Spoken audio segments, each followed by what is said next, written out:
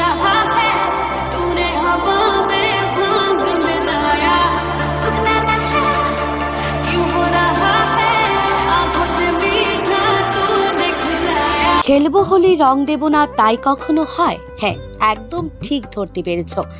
আজ ছিল রং খেলার সেই দিনটা, আর সেদিন কি কি করেছি সমস্ত কিছু শেয়ার করব এই ভ্লগের মাধ্যমে। সেদিন ঘুম থেকে উঠি নীল চলে আসে আমাদের বাড়িতে ঠাম্মিকে রং দেবে বলে, আর তৎক্ষণাৎ শুরু হয়ে যায় রং খেলা। তারপর আসে সাহেবের বন্ধুরা, এক এক করে রং খেলার পার্ট একটু একটু করে এগোচ্ছিল, আর আমি যাচ্ছিলাম অফিসে যাওয়ার জন্য প্রস্তুতি নিতে।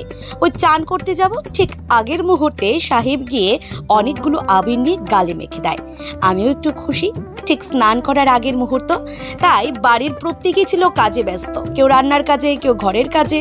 সমস্ত কাজ বাজ ফেলে এবার চলে আসে রং খেলতে।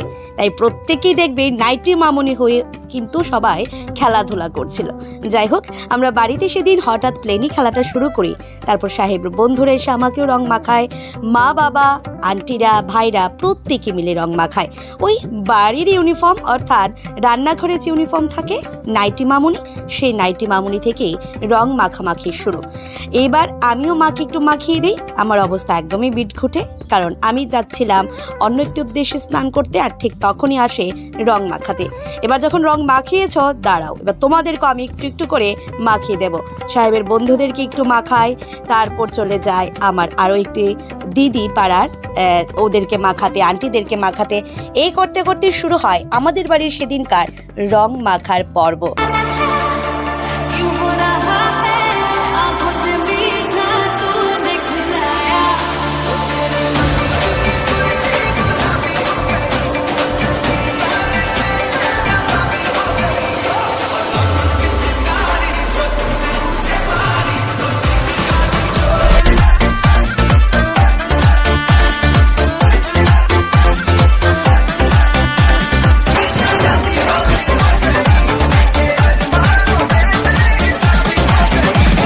তোমরা তো দেখতেই পেলে কি করে আমরা রংটা মাখালাম একজনকে একজন। তারপর মারা ওই কালা চশমা পরে এক দুইটা ছবি তুলে নিচ্ছিল। আর এখানে চলে যাই আমি গোপাল ভাইকে রং মাখাতে। আসল কথা গিয়েছিলাম আমার বান্ধবীকে রং মাখাতে। এবার আসে বান্ধবীকে একদম বেশি বেশি করে রং মাখালাম। আর বান্ধবীর ছেলে ওই নীল, দেখো কেমন করে রং দিল। যাই হোক, তারপর চণ্ডী মানে আমার দিদি হয়, দিদিকে মাখালাম। তারপর আন্টিকে মাখিয়ে সোজা চলে যায় অফিস থেকে হঠাৎ ফোন আসে, বন্ধুরা নিয়ে যাবে আমাকে একটি ইভেন্টে। সেখানে নাকি হবে রং খেলা। কেমন করে হচ্ছে এটা আগে তোমরা একটু দেখো।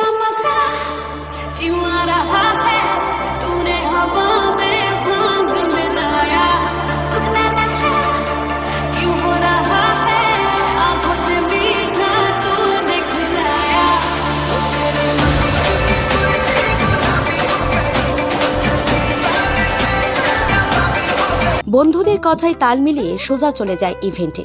কে জানে বাপু আমাকে এভাবে ভূত বানিয়ে দেবে। যাওয়ার সঙ্গে সঙ্গে আমাকে দেখেছে কি না তাও জানি না, প্রথমে এসে এক গাদা রং নিয়ে এসে মুখে মাখিয়ে দেয়। আর শুরু হয় ইভেন্ট। সেখানে প্রায় শেষের দিকে, ঠিক তখনই আমি গিয়েছিলাম, যেহেতু আমার কাজ ছিল তাই। তারপর নাচা গানা, একটু রং মাখামাখি, আর সম্পূর্ণ দৃশ্যটা চোখে করে নিয়ে আসা। আর এই ইভেন্টে তোমরা কারা কারা গিয়েছো? কারণ এবছর যেহেতু ত্রিপুরাতে অনেকটি জায়গাতে ইভেন্ট হয়েছিল, তাই এই ইভেন্টটাতে আমি গেছি। লোকেশনটা যদি তোমরা জেনে থাকো কমেন্টে জানাতে পারো, আর তোমরা কারা কারা এই লোকেশনে গিয়েছিলে তাও জানাতে ভুলো না। তারপর চলে যায় একটু কোল্ড ড্রিঙ্কস খেতে। গলার কাম একদমই বরবাদ, তার সত্ত্বেও গরমের মধ্যে একটু কোল্ড ড্রিঙ্কস না খেলে, একটু যদি চিল ভাব না দেখায় একদমই ভালো লাগবে না।